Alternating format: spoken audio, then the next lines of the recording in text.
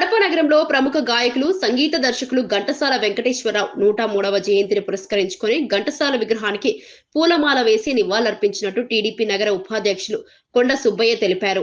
నెహ్రూ పార్కులో ఏర్పాటు చేసిన ఘంటసాల విగ్రహం వద్ద జరిగిన ఈ కార్యక్రమంలో మాట్లాడిన ఆయన, ఘంటసాల ప్రతి పాట ఆణిముత్యమని, అలాంటి మహానుభావుడి జ్ఞాపకార్థం కడప నగరంలో మరో కొత్త విగ్రహం ఏర్పాటు చేయడం అవసరమని అన్నారు.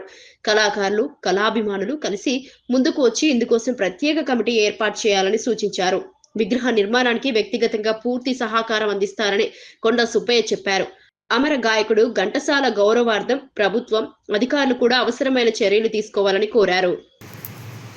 ఈరోజు 103 జన్మదిన సందర్భంగా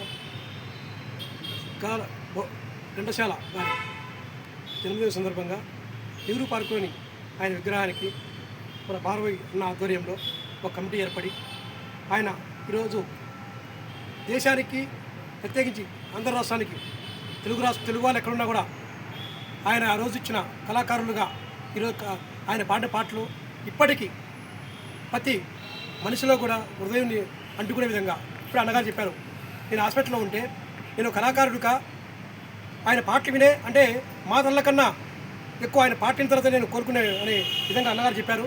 అదేవిధంగా అంతటి మహనీయుడి మనం ఒక పార్కులో బంధించడం అది కాకుండా జనాలు సమాజం ఉన్న ఏరియాలో మన కాంతి విగ్రహాన్ని పెట్టాలని త్వరలోనే గౌరవ కమిషనర్ గారి, కడప కమిషనర్ కలుస్తాము.